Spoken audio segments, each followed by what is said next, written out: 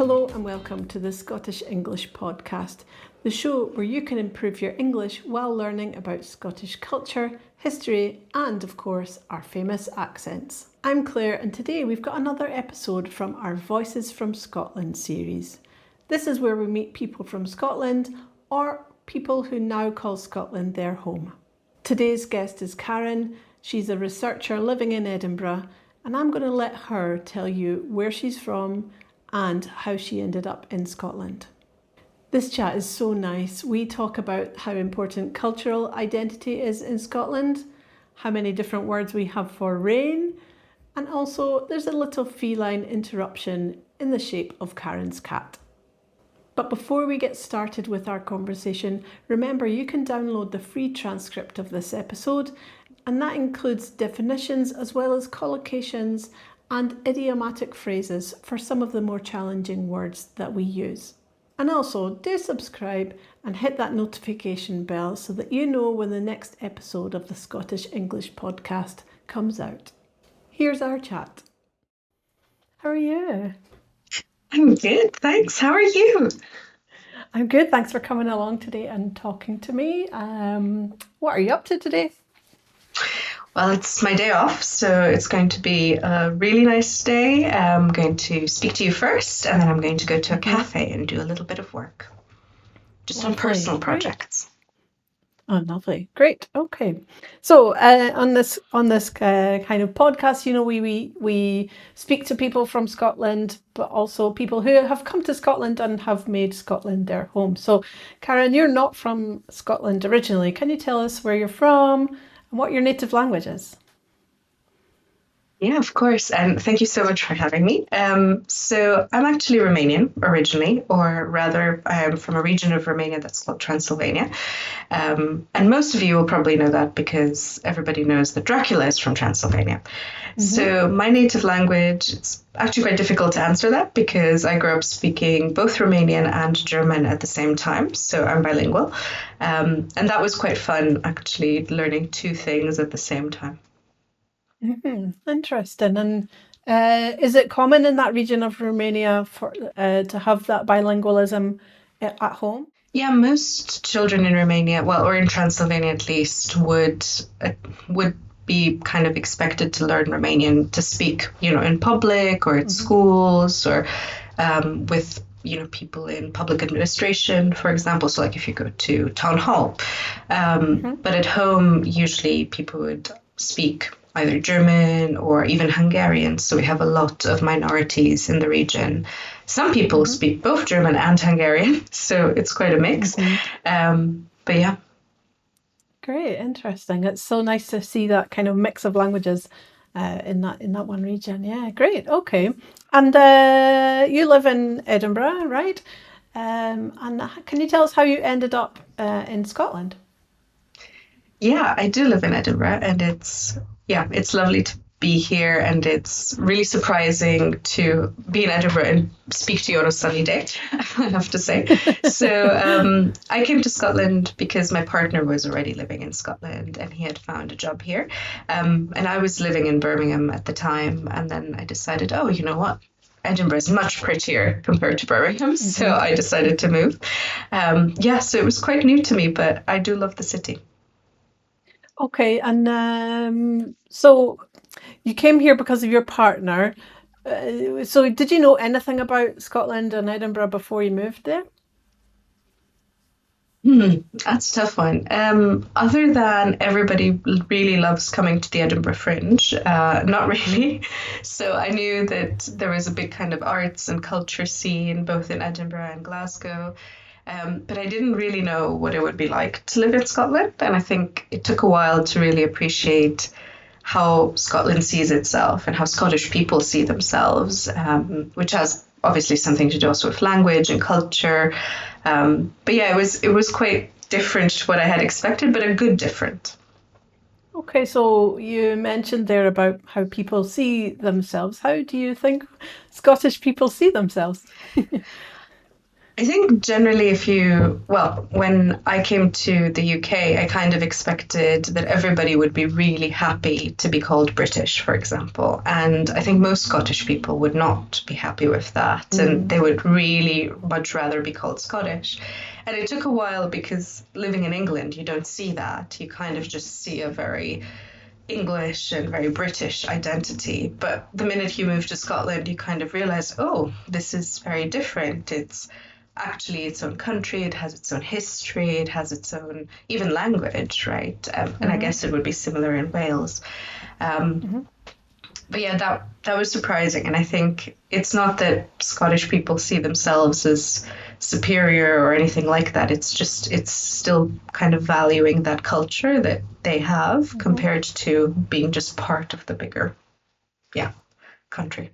Yeah, part of Britain almost. We have our own identity, which is, I think, what you're getting at is the identity that comes with living in Scotland. And I think, as you mentioned, we're kind of a mishmash in the UK of like different cultures all kind of next to each other, and cultural identity in the UK is pretty strong, I think, depending on where you're from as well. So as you say, yeah, lots of people in Scotland don't like to call themselves British a lot of the time, and that's personal opinion. There's lots of people will call themselves British. Lots of people will call themselves Scottish. It just depends on the individual. But I think we're quite open to people deciding how they want to call themselves. Yeah, their identity. Yeah, I mean, I guess you're open to that. And I think what's really nice is you're open to discussing it honestly, right? So if somebody does want to do that, then there is a sort of opportunity for them to speak about it, to talk about it. And it might be that others disagree. And I think Scottish people have definitely, to me, seem very honest about if they disagree with something, they will let you know.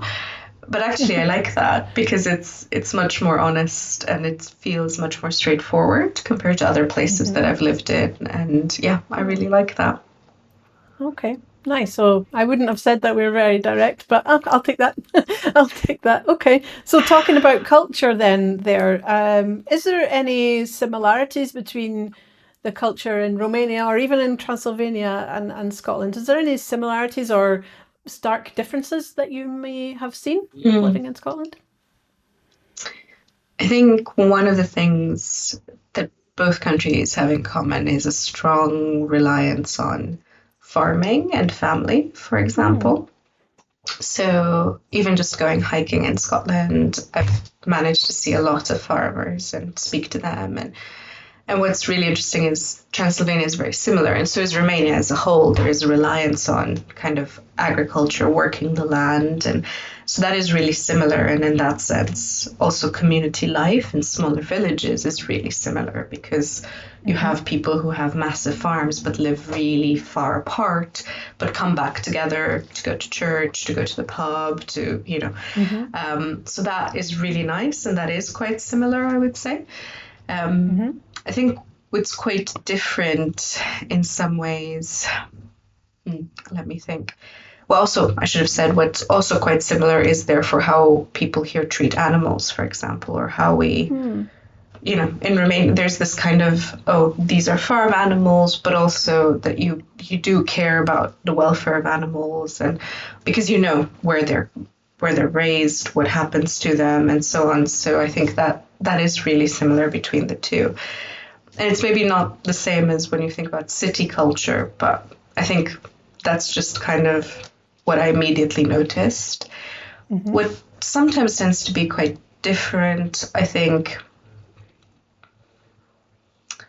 is just a little bit, so the directness we were talking about, I think it's a little bit more difficult here for people to be direct about their feelings. So whereas you might be direct about political opinions, it might be that you're less direct about, let's talk about you being upset or, so I think that is quite a big cultural difference. Interesting. So do you think that people in Romania are more in touch with their feelings and they're able to express them more easily? I think in Romania, what you do is you you mention your feelings or you name them, and then you kind of make fun of them in a way. So it's that kind of, oh well, I'm sad and now I'm going to just laugh about it.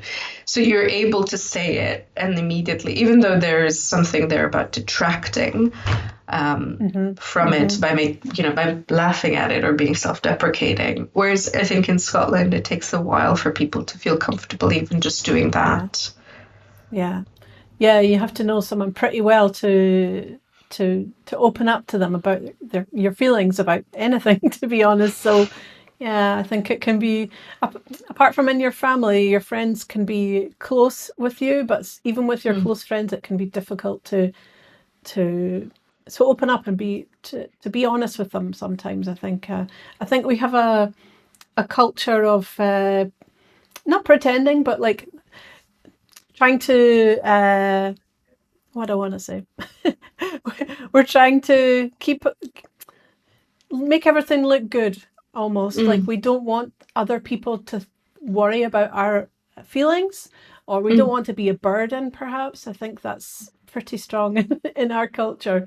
Yeah. Yeah, and I think, I mean, what it seems like to me is it comes from a good place. It comes from a sort of, I don't want to burden others, like you said, or I don't want to add to somebody else's worry. But actually, it's also then preventing you from sharing worries. And that's quite sad, because I think, again, like, not that the Romanian example is that much better, but even by sharing it and making fun of it, you at least know we share the worry. And we're all in it together. Yeah. Very interesting. And it's nice to hear about some of those examples you gave before. I wouldn't have expected to be similar in terms of like the farming and care for animals. So yeah, I wouldn't have expected those similarities to pop up. So that's nice to hear. It's interesting. Great. What did you expect? Sorry. I expected to hear things like a strong sense of community or sense of family ties, perhaps. I think they can be quite strong in Scotland, but I don't know many Romanians, so I can't have many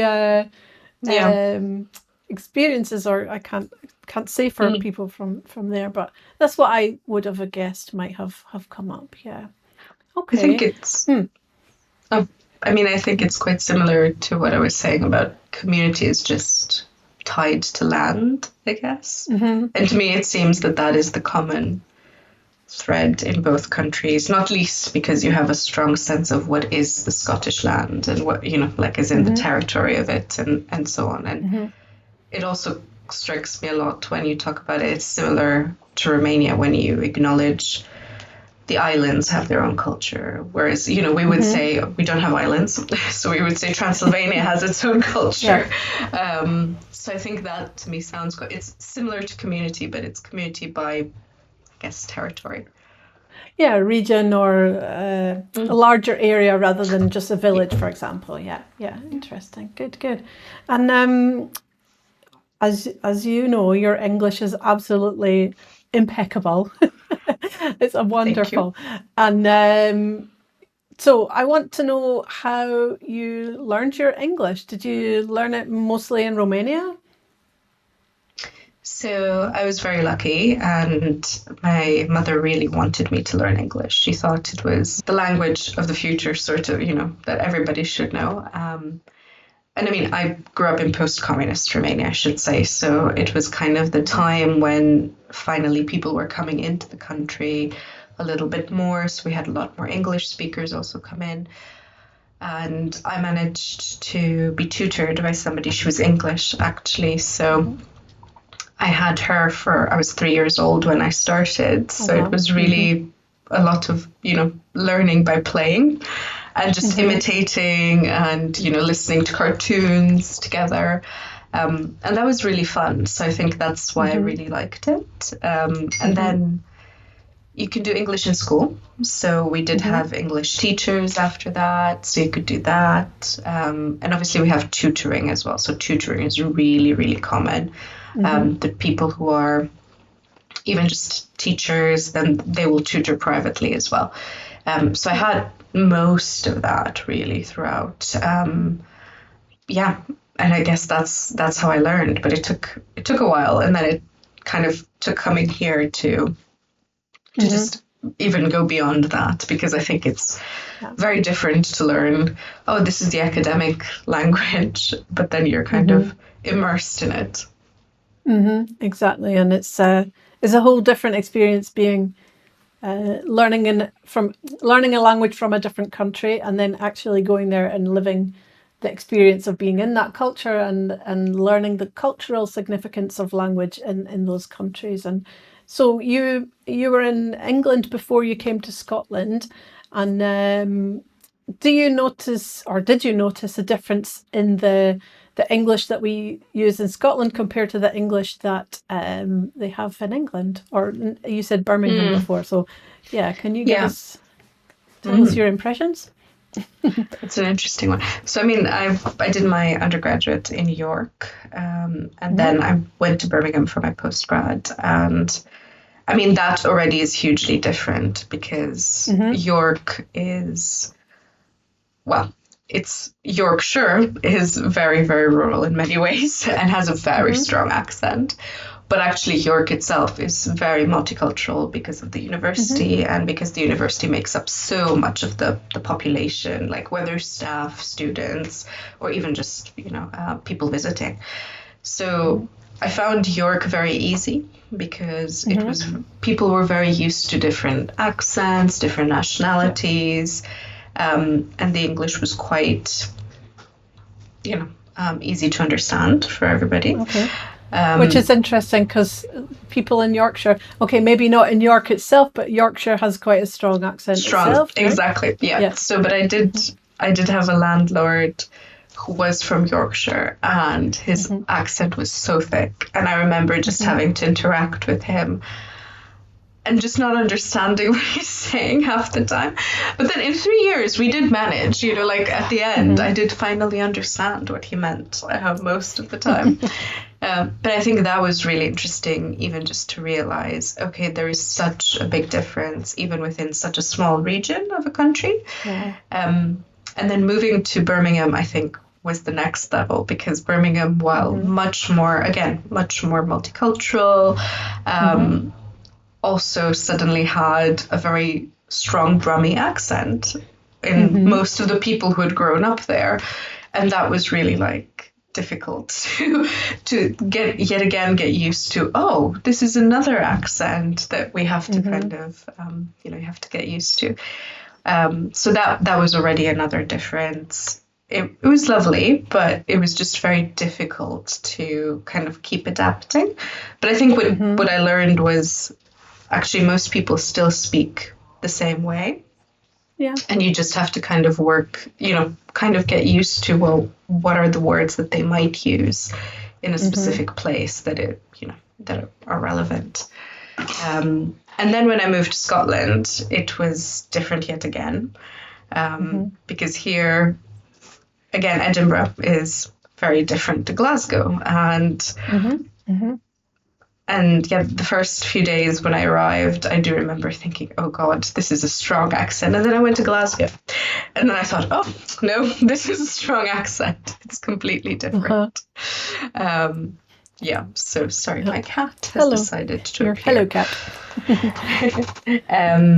But I think some similarities, it's kind of what you were saying earlier, that some locations have words that they use only in that place. So there's no way you would learn those words if you wouldn't visit, and if you wouldn't be living there, and that's just part of what you have to get used to. Yeah. So, for example, what are some words that you've learned since you moved to Edinburgh? Bairns, right? Bairns. So there we go. For children, and wee ones. Everybody here uses we for everything, and to mean little or small, right? Yeah. Yeah. So it takes a while to get used to that. there's so many words for rain, which you can pronounce, but I probably cannot. But there's several words for different types of rain, from Yeah. drizzles to downpours to, Uh-huh. um, and I again, think that's not specific to Edinburgh. I think that's just oh well, British Scotland. Well, English is it? in general. But I Yeah. mean, do English people really? What I'm trying to Well, they remember would what word. well, drizzle is an English standard English word, and Yeah, downpour but is you don't. also. Uh-huh. But you don't say drizzle or downpour. You say you would know. It's like a Uh, different. are you thinking of har? That's different. The har No. when the fog comes in. What Hmm. is it? Drugged or I'm Oh, when mispronouncing it. it's dreich. It's dreich. Okay. So, I wouldn't say that. Okay, I don't know if that's a Gaelic word or if it's a Scots word. I will check that after our conversation. But dreich means when it's not just rain. It's when it's grey and it's raining and it looks miserable and it's just the feeling of it's dreich. It's really not a nice feeling. So yeah. Which is great, but do you have three things in one word, and I mean Exactly. it's a great word, but then the Mhm. first time I heard it, I was like, what does this mean? They've made up Mhm. yet another word. Yeah. But actually it's quite fun. So Do you have any stories that you'd like to share about any times when you've been communicating while you've been here? It could be good or bad, funny, anything you want to share about mm, stories about communication. yeah, I mean, so in my neighborhood, I think they're just funny stories. We do have somebody who has a very strong Glaswegian accent, and Mm-hmm. he's a lollipop man. Mm-hmm. So that's lovely. But he really loves my dog, and he wants to come and say hello. Mm-hmm. But for 2 years, I could not understand a word he was saying, because his accent is very strong. Mm-hmm. And so I think he must have realized that I just kept nodding and saying hello. But then finally he slowed down, so I could tell that he's Mm-hmm. slowing down so that I could Mm-hmm. understand him. And he spoke a little bit more slowly just to tell me how dreich it is, which didn't Ah. help because then I was even more confused. And I was like, is it? But we have now built some level of, camaraderie. And Mm-hmm. we do say hello at least. But yes, sometimes I learn my new words from him because, Yeah, it's good. why not? So yeah, Mm-hmm. so that's been quite nice. No, I don't think, to be fair, I don't think it happens very often that there's bad instances of Mm-hmm. communication. It's more just people realizing, oh, somebody else doesn't quite get what we mean, and then, Mm-hmm. Mm-hmm. having to repeat it. Yeah, but I think that goes for not for native English speakers as well, like people who are uh, I don't know, from England, from Australia, wherever, those kinds of things will happen as well. And even I have struggled some places when I go to different parts of Scotland, and I find it difficult to understand people. And so, for example, I've been to some of the islands, Mm-mm. or even Aberdeen has a different accent as well. And as we mentioned, different words, but each town has its own words or phrases. So yeah, I think it's not exclusively for people whose first language is not English. So yeah, it's good. Okay, and then so for people who want to come to Scotland to live or to visit, what kind of advice would you give to those people? Hmm. I think my number one piece of advice would be to give it time, Mm-hmm. because I think there's a lot of lovely and genuine people you can meet and very beautiful places you can see. And it might be that you think at the beginning, oh, language would be a problem. But actually, if you give Mm-hmm. it time, I think you'll get used to it in no time. Mm-hmm. And it would be just so easy for you suddenly to like you said, get used to the words that are specific to a place and use them yourself. And I think, yeah, you just need that time to be able to do that. So I would say, don't give it just 2 days. Maybe give it a week at least to see what it's really like before you make up your mind. But if you come to live here, then yeah, just remember that you kind of have to stick with it. Yeah, and I think once you get over that little hurdle, it's it's a nice place to be, right? It's I mean, I love it. Yeah, good. And you've been there for 10 years now, more or less, right? So amazing. So clearly I could move, but no, I do love it. Good. Thank you very much. We're gonna finish up there for today, and thank you again for the conversation. It was really lovely, and I've learned a lot from you as well. So thank you so much. Thank you so much. Yeah. Thanks, Karin. That was such a nice conversation. I really learned a lot from you, even though I've known you for quite a long time. I especially loved hearing about the similarities between our countries and how you've adapted to different accents in English while you've been travelling. That's it for today's episode of the Scottish English podcast. Thank you for listening. If you enjoyed the episode, do subscribe and leave us a comment or a question down below and we'll be sure to answer it. And if you want to continue improving your English, check out the transcript in the show notes.